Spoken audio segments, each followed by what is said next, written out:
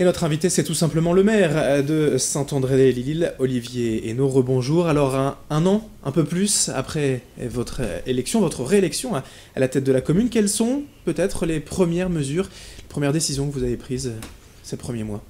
Alors naturellement, ces décisions concernent l'application du programme et le projet pour la ville.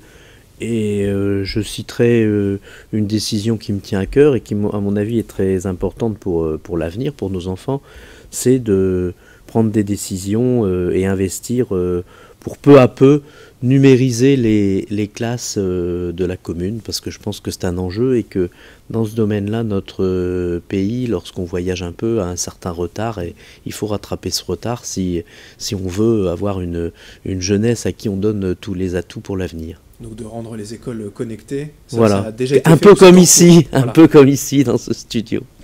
La principale ambition également de ce mandat, pour vous, la priorité, ce sera quoi ? La priorité quand vous êtes maire dans cette situation difficile où les finances publiques sont à la baisse, puisque nos dotations sont à la baisse, c'est de faire en sorte, malgré tout, d'évoluer avec le temps, puisqu'il y a un certain nombre de modernisations à faire, et tout en gardant l'identité de la commune. Alors par un exemple concret, tout en préservant les libertés de chacun, c'est mettre en œuvre les questions qui peuvent préserver la sécurité, et notamment l'installation de caméras vidéo. Ça, c'est acté pour les années à venir ? Alors on a déjà fait une première série d'une quinzaine de caméras vidéo, et là on va entamer une deuxième série. Alors, on ne résout pas tout, mais en termes d'investigation, on a des résultats. Et puis, on constate aussi qu'on a une baisse de la délinquance. Il y a quelque chose d'important également pour la vie de la commune, c'est l'agenda culturel.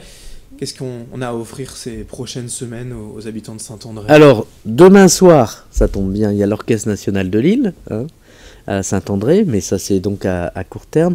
Et à moyen terme, nous organisons un festival de blues, et nous allons fêter au mois d'octobre prochain le 10e anniversaire, et sans doute que nous allons donner à ce festival de blues, à ce 10e anniversaire, un retentissement un peu exceptionnel. Voilà.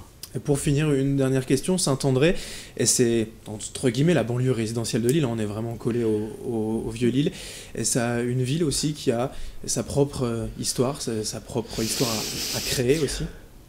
Alors c'est la bonne question ça, puisque en fait lorsque vous allez sur Saint-André, c'était l'histoire d'une ville ouvrière, ça devient un lieu plus résidentiel, mais l'histoire c'est une ville ouvrière à la porte de Lille, donc c'est ça la mutation que nous sommes en train de mener.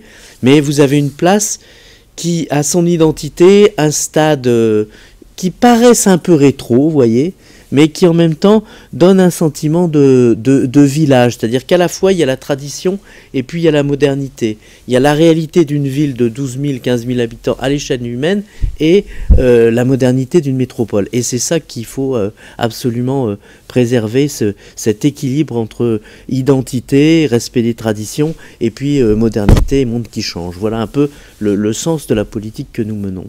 Eh bien, merci Olivier Henno, merci à maire vous de Saint-André, d'être venu ce matin sur ce plateau devant Lille TV pour nous parler de votre commune. Merci à vous et bonne continuation.